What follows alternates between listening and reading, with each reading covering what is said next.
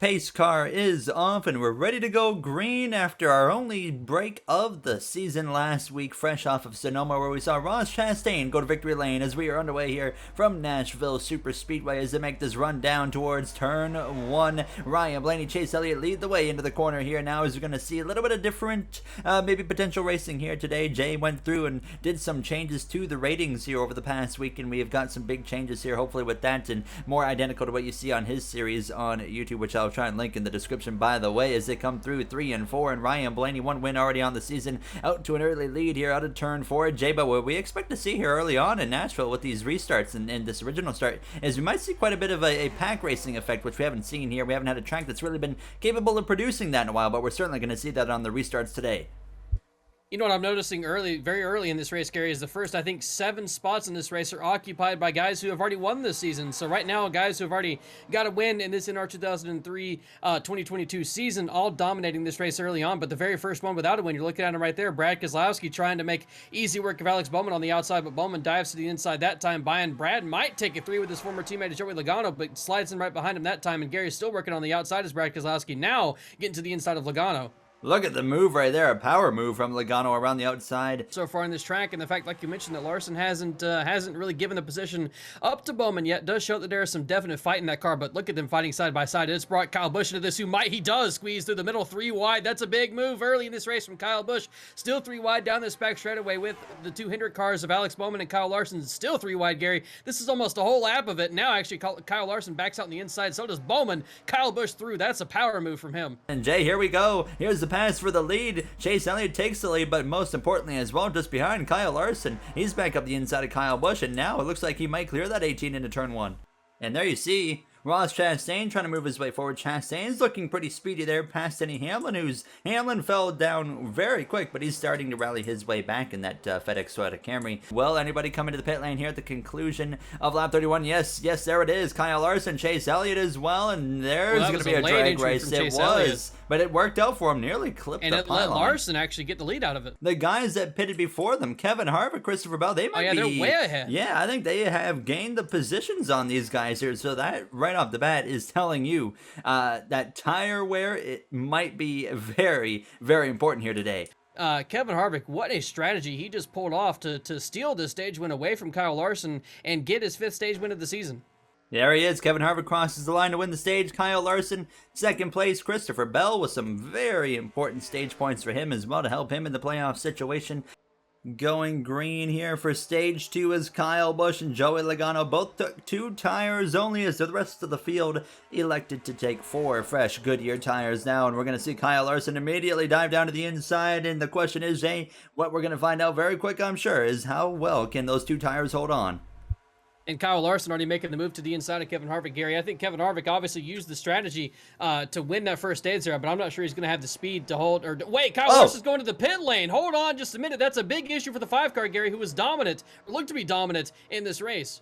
What has happened right there with Kyle Larson, who's in the pits on the exit of turn 4? Maybe a loose wheel, you would have to wonder there for that number 5. There's Harvick making the pass right now on Joey Logano, who's on the 2 tires. Larson, we're going to keep an eye on what's going on right there with the number 5. We know a minimum of 1 lap's going to be lost, and here he comes right now into his pit box, and let's see what exactly the situation is right there. And, I mean, Jay, you just saw it. He got going already, so, I mean, we have to wonder what in the world just happened with the 5 of Kyle Larson. And unfortunately, when you lose a lap in NR2003, it's nearly impossible to get that lap back. Not the run Denny Hamlin is looking for.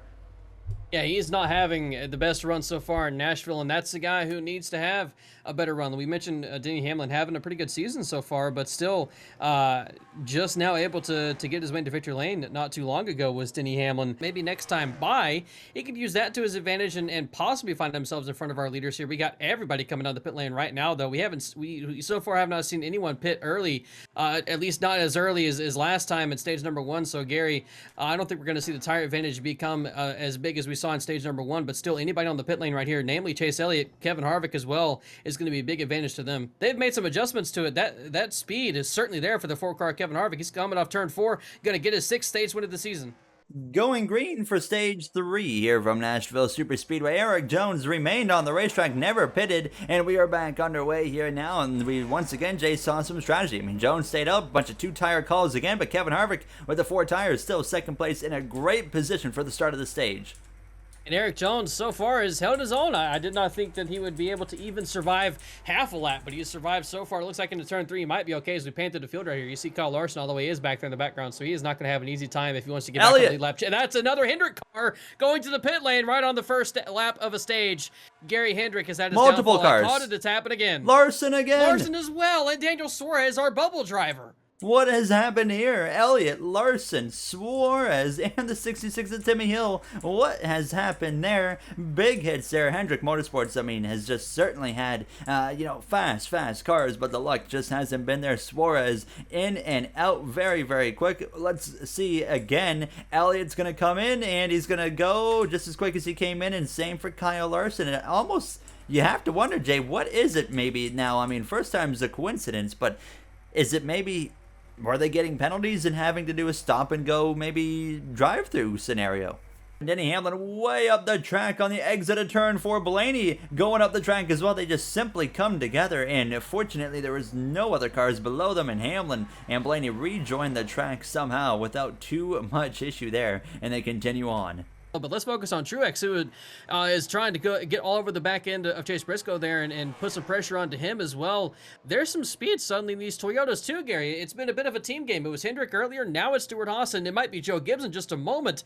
There's 3 Toyotas right here who are coming into this picture very quickly. TRUEX, actually, he might be making the move on Harvick right there for the lead. He does. To the inside is Martin Truex Jr. Not even much of a competition for him to get to the inside of Harvick. He hasn't gotten the pass done yet, but he certainly has brought the fight to him, and Gary might be able to just clear him in 1 and 2 right here. Doesn't quite yet. Harvick is going to maybe get the run on the outside. He does. Still side by side down this back straightaway, Gary, but Martin Truex Jr. has some incredible speed all of a sudden. So does Bubba Wallace. Good luck beating that 19 today. All of a sudden there, Truex has made the right adjustments. I mean, a power move right there. A season best right here for sure for Brad Keselowski so far. Keselowski does have 3 top 10s on the season, but I mean, this is the first time we've legitimately seen him just run well without needing some chaos to put him inside that top 10 here. And certainly going to be close there. Truex stays out again. Keselowski's in. Almirola, Kyle Busch, they remain on the track. So does Byron and Harvick. But you see Bubba Wallace, Logano, Bell, Briscoe, a little bit close right there. Yeah, certainly could have been a disaster right there for him. And here you got the 38 of Gilliland coming in with Cody Ware and Atkin in the mix. And there's Truex right there down the back straightaway leading the way. And here comes Jones and Keselowski. And yeah, Kurt Busch almost as well inside. Might be inside the top 5. He might Power's very well right around be. his brother, Kyle Busch. That should leave him inside the top 5. And Logano gets very close right there. I mean, goodness me. And look at that. 2311 Racing is now going to find themselves in 6th and 7th position here. And they're going to pass Bowman. So that's going to put them in 5th and 6th instead. That number 3 of Austin Dillon here now. Jay, a respectable run here in these closing laps for that number 3 of Austin Dillon. And he's not far outside of the playoffs at all. He's actually the 2nd driver out of the playoffs. And here he is having a nice, comfortable top 10 day, which would be his 5th top 10 of the year if he can hold on here. Well, there it is. I jinxed him so hard, didn't I? Oh my goodness, I am so sorry. Austin Dillon is gonna just barely get down in time. I mean, I don't know if I've ever jinxed someone so hard in my career. I just watched the engine expire right there. As you were saying, he was having a fantastic run, and I was going to mention that he also was going to be able to take advantage of Daniel Suarez having a bad day. Well, not anymore. All of a sudden, Austin Dillon's going to wind up being, I believe, our 2nd retiree of this race, and he's going to only both get RCR cars. Yeah, you're right. Both RCR cars. He pitted. He pitted. And there goes Keselowski pitting as well. Kurt Busch. That's another big move for him. We saw Kurt Busch be one of the first to pit earlier. Now Keselowski's pitting. Gary, it might be between the 6 and the 45 here for the win. Might have missed something happened to that 45 car. Truex is the net leader here. Alex Bowman just came out of the pit lane, so Martin Truex Jr. is the leader. They all have just pitted in front of them. So Truex leads over Kyle Busch, actually, unless Alex Bowman's going to get out in front of Kyle Busch. So Bowman might be in for a runner-up finish here. And Keselowski, surprisingly, Jay, I mean, well, it looks like 2 tires are not helping. Yeah, the tires just did not do the trick for that 2 car. But I mean, you're in a must-win scenario. You're Brad Keselowski. You got to try and do anything you can. And still, I mean, a respectable effort out of that RFK team here today, as now Truex leads with 3 laps to go in this race. Truex going to dominate the final stage here in Nashville, get his 4th win of the season. Truex has all of a sudden come on fire as the midpoint of the season off turn for Martin Truex Jr., win number 4 of the season. He's going to find victory lane in Nashville, Gary, and that was one heck of a 3rd stage from him, and also from Brad Keselowski as well, who winds up being able to get around Alex Bowman and get 2nd place back into his hands. Brad Keselowski's season run, same thing for Bubba Wallace as well. Both of those guys needed that type of finish right there. Michael McDowell in the top 10 here by the time this race comes to a close, and Christopher Bell rounds out the top 10. Great effort for Eric Jones and Stenhouse in the top 15 as well. Chastain up there. William Byron in 16th place, which is hard to believe. That's the 2nd best finishing Hendrick Motorsports car here today. Corey LaJoie inside the top 20, same as BJ McLeod. Some standout names here, but it's Martin Truex Jr. who comes out on top with the victory here for the 4th time this season here, which is 2 more wins than anybody else has here. I mean, what a tear he has gone on over the last couple of months in the Cup Series, and Martin Truex Jr. with another